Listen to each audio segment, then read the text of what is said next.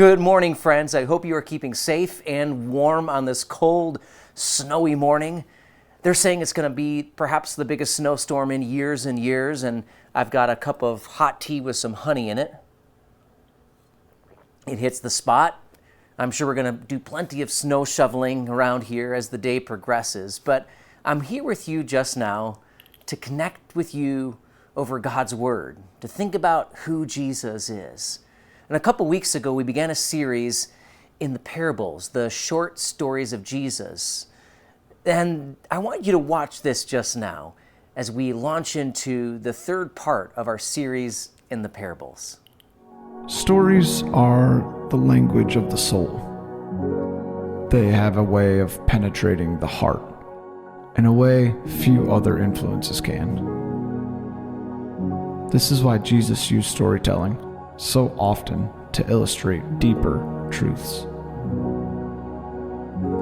He knew the power of a story to cut through to the heart. These now famous stories are known as parables. They were Jesus' way to communicate an important kingdom principle in a form that we could remember and that would meet us where we are at.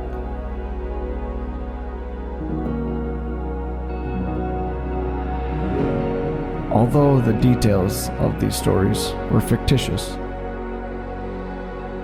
the kingdom principles are not.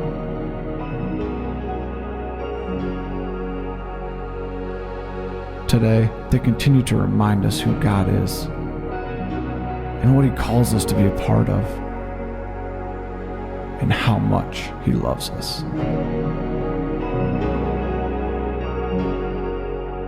Hey, I've got a question for you.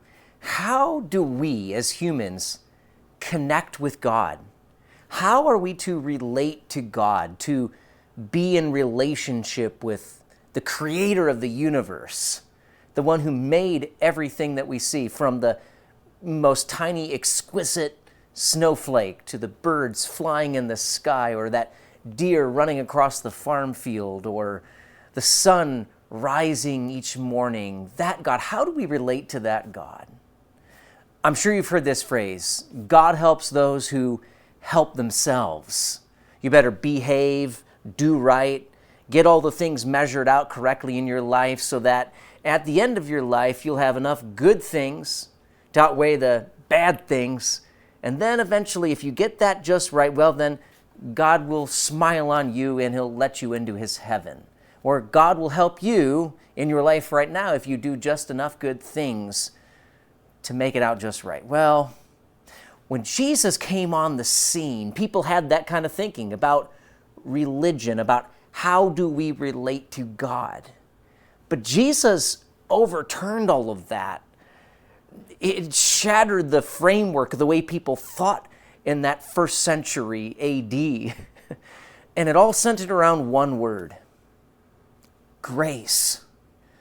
And in the next short story of Jesus, we're going to have our eyes open to this word in a profound way, this grace that is on God's heart to humans, and how that we walk in relationship with Him. And so in Luke chapter 15, if you're sitting on your couch or maybe at your breakfast table right now, crack open your copy of God's Word to Luke chapter 15. That is the Gospel of Luke, Matthew, Mark, Luke, John. And I want you to turn to chapter 15. And we've been looking already at the first two parables in this chapter. There are three parables in Luke 15. Exquisite stories, but it begins with this scene at the beginning of the chapter. And we looked at this a couple weeks ago, but here was Jesus, and He was receiving the sinners and the tax collectors and eating with them. And that blew the mind of the religious people, the religious leaders of the day, the Pharisees and the scribes. They were the people who had everything right. They were helping themselves according to what they thought was their way to relate to God and for God to smile on their life and the way to be healthy and happy. And when they saw Jesus, the rabbi, receiving sinners and eating with them, the societal outcasts, the non-religious people, that would be, right? The tax collectors and the sinners. They were enraged. And so Jesus goes into 3 stories, 3 parables. He shares this parable of the lost sheep and the lost coin. And now we enter the 3rd today, this morning on this cold, snowy day. The prodigal sons. Yes, you heard me right. Most people have been calling this parable the prodigal son parable, but there are 2 lost sons, far from the Father's heart, in Luke chapter 15. And so turn with me there to Luke chapter 15, verses 11 and following.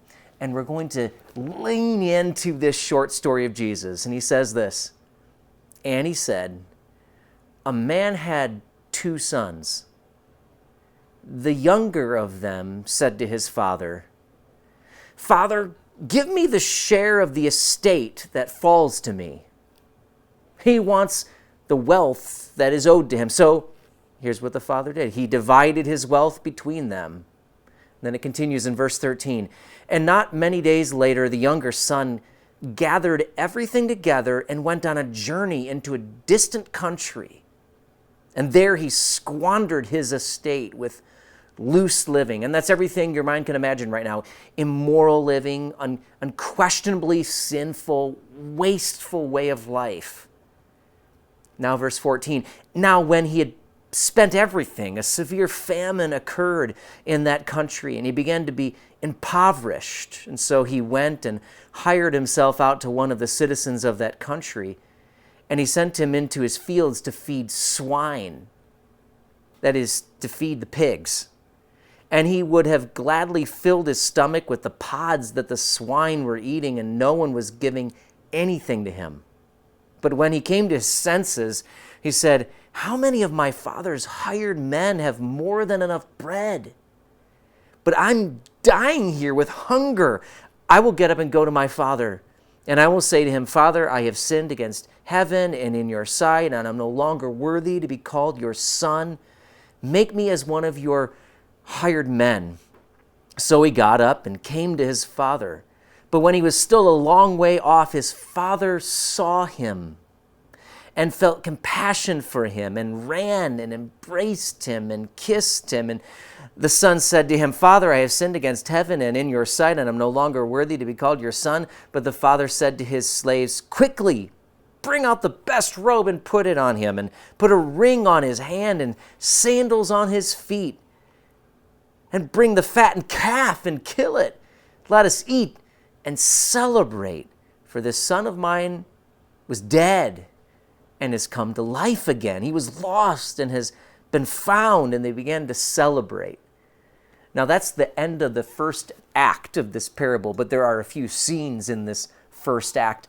Everything about this story is riveting the attention of both the tax collectors and sinners who were gathered around Jesus, and the religious leaders, the Pharisees, also who were within earshot. They were both riveted by this story, and so should we, because everything about it is rattling their senses. Here, the father does something for the son that would have been so grievous to the father's heart, but he does it because the son asks, hey, I want the amount of money that's my share. You see, he wants the stuff from the father, but he doesn't want the father. He rejects the relationship with the father, and he wants only what the father can give him. But the father divides the estate, and as we would expect, and as the religious leaders would expect, that son goes and he runs off and he wastes away every single cent. It's gone. Nothing left.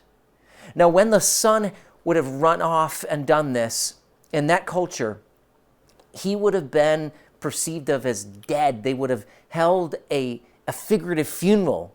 You're dead. You're dead to the family. You're dead to the community. You're dead to our way of life.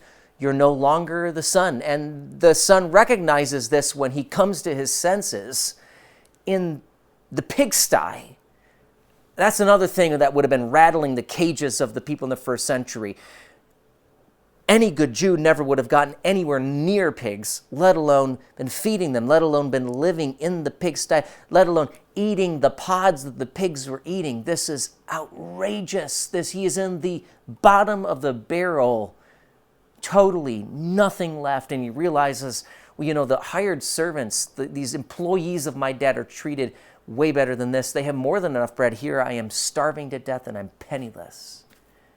But then the son thinks up I'm going to make it right on my own kind of plan. Here's how am I going to fix my life plan? You see, he's come up with this. I'm going to tell my father, I'm not worthy to be called your son. I've sinned against heaven and against you, which is all true, right? He's lost in his badness and he knows it. But the father does something absolutely shocking.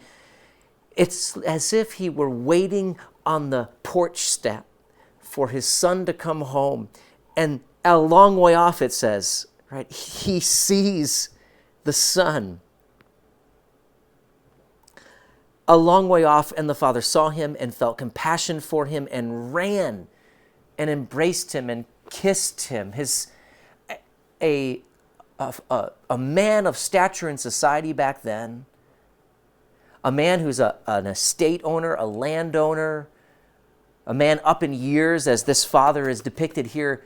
It would have been so wrong in society for him to run anywhere. He would have had to pull up his robes and tie them around his waist and dart off. And a man of that age and of that stature never would have done such a thing. It was almost a reckless, shocking kind of behavior. But this is the father's heart to his son who's come home. And the son tries to get out his, I'm going to make it right. Here's how I'm going to fix the problem that I've created. I'm not going to be your son. I'm just going to be working for you. I just want bread. I just want stuff from you because I know I can't be in right relationship with you anymore. You see, here's the first truth I want you to just let soak into your heart right now. Grace, that is God's grace. Grace overturns the tables of man-made religion. Some people might have called that religiosity. Grace overturns the tables of man-made religion, thinking in my own strength, what I can source in here, what I can figure out for myself and work for or achieve or earn. This is how I'm going to try to relate to God. God helps those who help themselves. But when this son is so lost in his badness, he's penniless and broken, he thinks, here's my plan. I know it's not a good plan. I'll never be in family relationship with the father again, so I'll just be working for him. And the father says, no, you are my son. My son who is dead is alive again. Lost, found, embraced, full of compassion. Grace overturns the tables of man-made religion. Now we move into Act 2. Now his older son was in the field. And when he came and approached the house, he heard music and dancing. This is verse 25. And he summoned one of the servants and began inquiring what these things could be. And he said to him, your brother has come, and your father has killed the fattened calf, because he has received him back safe and sound. But he became angry and was not willing to go in. And his father came out and began pleading with him. One pastor by the name of Colin Smith said, grace will make you angry or lead you to worship. Because it's not what we earn by our own work. It's not something that we can achieve from our own behavior of trying to be righteous in ourselves. And so when we are working on our goodness and we've done everything right and grace is extended to someone else and we've been doing all the things right, but they haven't, we could be tempted to be angry. The son here, the one who's been working at home and doing all the right things, is angry. Continues this way. He became angry, was not willing to go in. But look at that line. It says, and his father came out and began pleading with him. The father goes out to the prodigal son who's penniless and thinks he is worthless. He runs out to him. And here again, the father goes out of the celebration, the party they're throwing for the son who's back home. He goes out to the other prodigal son, the one who's lost in his goodness, his own self-made, man-made goodness. It continues, but he answered and said to his father, look at me. Look at what I've done. For so many years I have been serving you, and I have never neglected a command of yours. And yet you have never given me a young goat so that I might celebrate with my friends. But when this son of yours came, who has devoured your wealth with prostitutes, you killed the fattened calf for him. Oh, the father and the father's employees had called this other son, the one who had taken off, hey, it's your brother. Your father has thrown a party for your brother. But then the other brother says this about that one. He says, no, but this son of yours, look, I've done everything. This son of yours came home. He doesn't say my brother's come home. This son of yours. And you kill the fattened calf for him. And then it continues. See, I wanted to celebrate with my friends. He wants what the father can give him, but not the father or family. Verse 31 says this, and he said to him, son, the father still calls this one, son, you have always been with me, and all that mine is yours. And the word son there is this beautiful word in the Greek that has a phrase that you could translate this way, my child. But we had to celebrate, he ends this way in verse 32, and rejoice for this brother of yours. He's trying to reframe it. No, he is your brother, this brother of yours. This son of mine is your brother, was dead and has begun to live, and was lost and has been found. Act 1, grace overturns the tables of man-made religion and brings those lost in their badness into relationship by God's grace. Grace, which is God's favor, kindness, love on humans, given freely, not earned, not a paycheck, not a wage. Act 2, grace offers forgiveness to mankind's brokenness. Younger takes off, the older one stays home. I've done everything. I've been here doing all the work, and you never gave me this stuff so I could have a party with my friends. He's also in a far country in here. He stayed at home, but he wasn't in right relationship with the Father either. And so the Father extends grace to him too. Come, son. This is the heart of heaven. All three of these parables, the lost sheep, the lost coin, the lost sons, ring forth this truth that heaven's greatest joy is when lost sinners come home, and the super uber religious people, the Pharisees that had done everything right in their own self-made goodness, they didn't have the heart of heaven.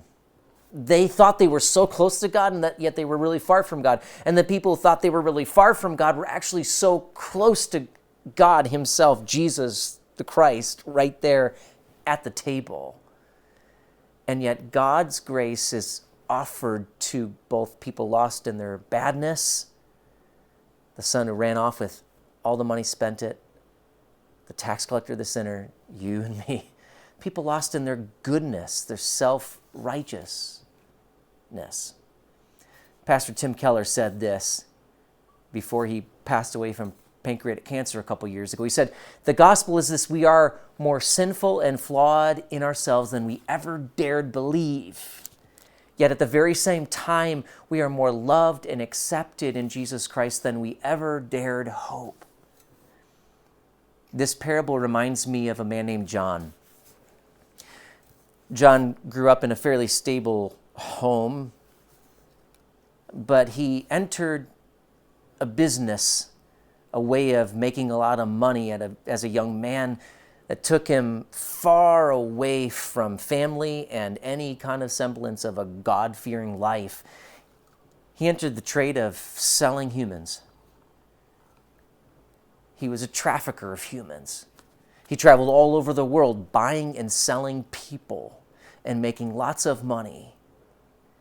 And one dark night in a giant storm on the sea, he thought for sure he was going to lose his life and his ship would go to the bottom of the Atlantic Ocean. And he cried out to God for mercy. And he found a Bible that was down in the trunk that his mother had left there.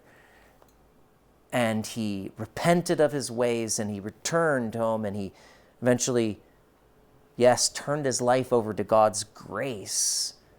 He knew he was lost in his badness. He had done evil and wicked atrocities for years. John Newton wrote a song that most everybody knows these days. Amazing grace, how sweet the sound that saved a wretch like me. I once was lost, but now I'm found, was blind, but now I see. 'Twas grace that made my heart to fear, but grace my fears relieved. Grace appeared the hour I first believed. When you believe in God's grace through Jesus Christ, whether you're lost in your badness in a far country, lost in your goodness, far from God's heart too, God's grace invades your heart and changes everything. And here's the final thought. Now, what do you do with this? When we're embraced by God's grace, we become people of grace who display His grace to the world. First, God invites you to His grace to experience and receive forgiveness of all of your sin, your lostness, your brokenness, all that badness. And then He transforms you into a person who gives that grace to the world. John Newton would later become a mentor. He became a pastor, and he spoke into the life of a young man named William Wilberforce, who would later go on to pave the way for the abolition of slavery in Great Britain. That's what God's grace can do. Changes us from the inside out.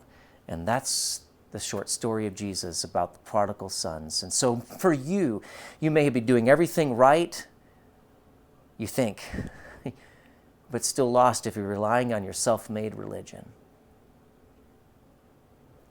And you're far from God's heart, and God is inviting you to believe in Jesus as the rescuer, the one who gives grace to you. You may be so lost and far from God's heart in your badness, things you've done, things you've said, things you've thought. God knows it all, He sees it all, and He still loves you. And it's like He's waiting on the front porch for you to come home. And when you turn and you come to Him, He will run after you and embrace you and bring you in, and He'll throw a party. Heaven rejoices when a lost sinner comes home. This is what Jesus wants to do in your life.